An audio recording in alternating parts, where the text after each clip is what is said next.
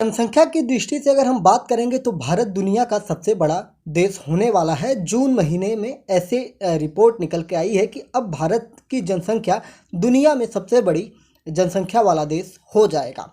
पहले चीन होता था, अब भारत का नंबर आ चुका है। तो चीन जो है काफ़ी विकसित देशों में आता है, क्योंकि चीन ने अपने यहाँ के युवाओं को स्किल डेवलपमेंट पर काम बहुत ज़्यादा किया है और भारत सरकार ने अभी स्किल डेवलपमेंट का सिर्फ नारा दिया है और इस पर काम भी कर रही है, लेकिन फ़िलहाल अभी वो चाइना से बहुत पीछे है। जय हिंद, नमस्कार, मैं मोहन पाठक और आज हम बात करेंगे भारत में सरकारी नौकरी या भारत में किसी भी प्रकार की नौकरी, प्राइवेट नौकरी या खुद का अपना स्टार्टअप करने में क्यों हो रही है परेशानी और क्या है पूरा मामला। क्या भारत में नौकरियां नहीं है और क्यों बेरोजगारी का आलम इतना बढ़ते जा रहा है, तो इस पर पूरा डिटेल में हम बात करेंगे। कुछ पॉइंट्स की अगर हम बात कर लें, सबसे पहले हम सरकारी विभाग की बात कर लेते हैं। भारत में अगर सरकारी नौकरी मिलना बात करेंगे इस पर, तो सरकारी नौकरी मिलना बहुत ही कठिन हो गया है, क्योंकि वैकेंसी कम आती है और उम्मीदवारों की संख्या उससे कई गुना होती है।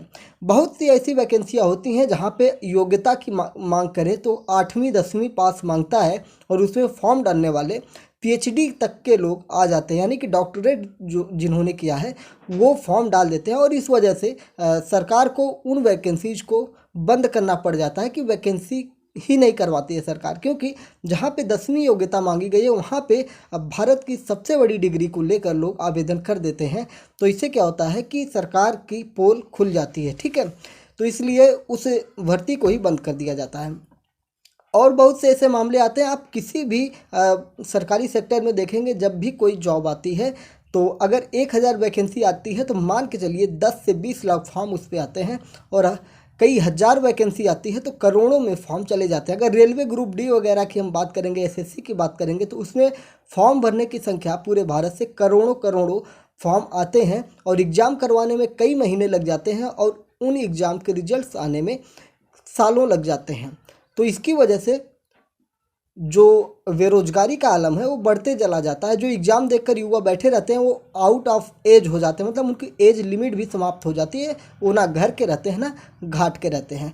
तो ये है सरकारी नौकरी का लफड़ा, क्योंकि यहाँ पे नौकरियों की उपलब्धता अपेक्षाकृत बहुत कम है।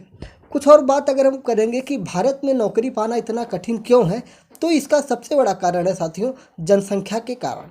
भारत में जनसंख्या वृद्धि के कारण नौकरी मिलना बहुत ही कम हो जाता है, क्योंकि नौकरी के लिए आवेदकों की संख्या सबसे ज़्यादा है और जो बॉस यानी कि जो प्राइवेट सेक्टर की अगर मैं बात करूँगा तो वहाँ पे जो मालिक होते हैं उनको कर्मचारियों को उनके लायक वेतन नहीं देते हैं, कम वेतन देते हैं, क्योंकि उनके पास कर्मचारियों की संख्या बहुत ज़्यादा है।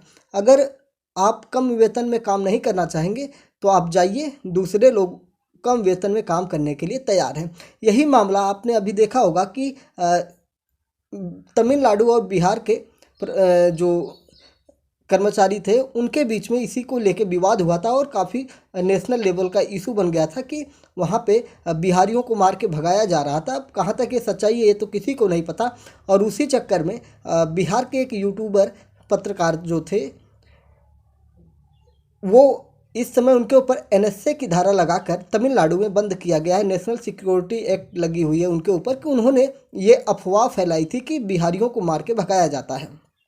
खैर, मनीष कश्यप एक अच्छे पत्रकार थे, काफ़ी निर्भीक पत्रकार थे, लेकिन इस बार वो फंस गए हैं, क्योंकि उन्होंने पत्रकारिता तो की ही की, कुछ फेक वीडियो उन्होंने पब्लिश कर दिए थे, जिसकी वजह से उनके ऊपर ये सारी चीज़ें लगी। और साथ ही साथ वो बिहार सरकार को हमेशा चैलेंज करते रहते थे कि मैं आपकी सरकार को गिरा दूंगा 100 दिन 120 दिन में। तो ये सारी चीज़ें जो थी, तो सरकार से आप लड़ नहीं सकते हैं, क्योंकि जो सरकार है सरकार सरकार होती है, ठीक है। तो भारत में अगर नौकरी की बात करेंगे तो जनसंख्या सबसे बड़ा कारण हो जाएगा और जो मालिक होता है वो कम वेतन में लोगों से काम करवाता है। तो बिहार के जो मजदूर होते हैं, उत्तर प्रदेश के जो लोग होते हैं, ये लोग कम पैसे में दूसरे राज्यों में जाके काम करते हैं, जिससे क्या होता है उस राज्य के जो व्यक्ति हैं उनको जॉब लेने में प्रॉब्लम हो जाती है, इसलिए तनाव भी उत्पन्न हो जाते हैं।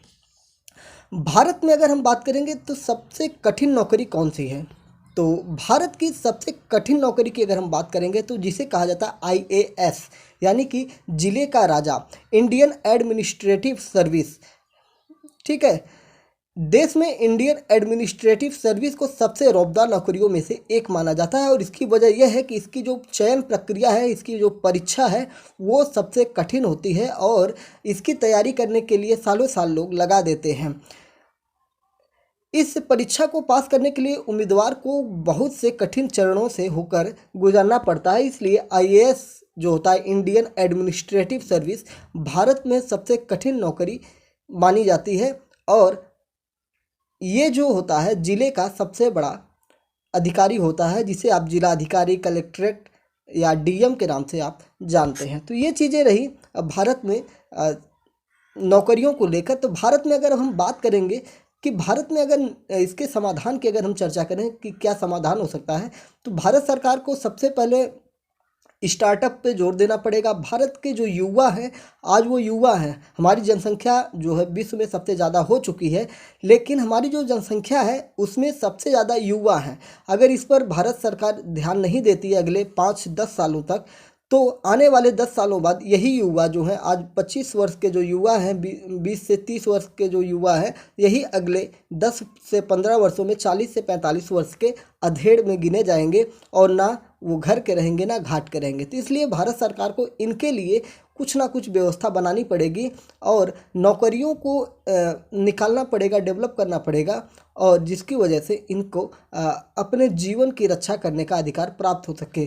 ठीक है, तो ये हर प्रदेश के, हर राज्य के लोगों को करना पड़ेगा। भारत में नौकरी पाना इसलिए भी कठिन हो जाता है क्योंकि यहाँ पे बहुत सारी व्यवस्थाएं हैं, संवैधानिक व्यवस्थाएं हैं, उन पर भी एक बार हम दृष्टि डाल लेते हैं। जैसे यहाँ पे अलग अलग विभागों में अलग अलग पदों पर अलग अलग आरक्षण व्यवस्था भी की गई है। आरक्षण व्यवस्था उन लोगों के लिए की गई है जो आर्थिक रूप से कमज़ोर होते हैं या सामाजिक रूप से सबल नहीं होते हैं, उनके लिए इस आरक्षण की व्यवस्था की गई है। लेकिन कहीं ना कहीं इस आरक्षण व्यवस्था जो है, इसका लाभ सही लोगों तक नहीं प्राप्त हो पाता है। इसकी व्यवस्था का लाभ कुछ लोग ऐसे लाभ उठा लेते हैं जिनको इनकी ज़रूरत नहीं है। जैसे कोई आर्थिक रूप से सबल है, वो सामान्य जीवन व्यतीत कर रहा है, लेकिन वो भी इस श्रेणी में जाके आवेदन करके नौकरी प्राप्त कर लेता है। लेकिन उन्हीं से जुड़े हुए, उन्हीं के समाज के लोग जो गरीब तबके से आते हैं, जिनको जीवन जीने में तकलीफ़ है, वो लोग इस प्रक्रिया में आकर भी नहीं हो पाते हैं क्योंकि उनके पास उतनी सुविधाएं नहीं होती हैं, ना ही उतना वो फाइट कर पाते हैं, जिसकी वजह से उनको चयन प्रक्रिया से बाहर हो जाना पड़ता है और उनकी जगह पर कोई दूसरा ले लेता है। और बात करें तो इसी प्रकार के आरक्षण व्यवस्था का विरोध भी होता रहता है भारत में सवर्ण समाज के द्वारा, क्योंकि इसमें क्या होता है कि क्राइटेरिया जो होते हैं उसमें सवर्ण समाज के लोगों को फॉर्म जो रजिस्ट्रेशन होता है उसकी फ़ीस ज़्यादा देनी पड़ती है और अदर कैटेगरी के जो लोग होते हैं उनको फ़ीस कम देनी पड़ती है। बहुत जगहों पर तो 0 रुपये भी लिया जाता है और सवर्ण समाज के लोगों से ज़्यादा पैसे लिया जाता है। अगर इसमें हम बात करेंगे, श्रेणी क्रम की बात करेंगे, तो इसमें सामान्य श्रेणी जिसे जनरल कहते हैं, फिर ओबीसी होती है, फिर उसके बाद एससी एसटी होती है। ठीक है, अनुसूचित जाति और अनुसूचित जनजाति। तो सबसे ज़्यादा आरक्षण का लाभ अनुसूचित जनजाति को दिया जाता है और अनुसूचित जाति को दिया जाता है। ओबीसी जो होती है, ओबीसी की बात करेंगे तो इनकी जो कट ऑफ होती है लगभग जनरल के बराबर होती है, लेकिन पैसों में, रजिस्ट्रेशन फीस वगैरह में इनको काफ़ी रियायत मिल जाती है, फिर भी आरक्षण व्यवस्था में हो जाता है। सवर्णों की अगर बात करें तो भारत सरकार ने एक बिल पास करके EWS, इकोनॉमिकल वीकर सेक्शन नामक एक व्यवस्था बनाई, जिसमें जो आर्थिक रूप से कमज़ोर सवर्ण है उनको 10% आरक्षण देने का प्रावधान किया गया है। तो अगर अब हम बात करें तो आरक्षण व्यवस्था जो है वो सभी समुदाय के लोगों को प्राप्त हो रहा है जो इसके लिए हकदार हैं। तो कितना लाभदायक है ये तो अब भविष्य तय करेगा कि EWS या आरक्षण व्यवस्था कितना फ़ायदेमंद है। लेकिन आरक्षण व्यवस्था जो है एक प्रणाली है जिसके द्वारा जो समाज में दब चुके समुदाय हैं उनको उभारने का काम किया जाता है। लेकिन अगर हम इससे बात करें तो देश को नुकसान किस चीज़ का होता है, तो इससे देश की गुणवत्ता जो होती है, देश में जो एक गुणवत्तापूर्ण व्यवस्था होती है उसमें कहीं ना कहीं थोड़ी सी कमी हो जाती है।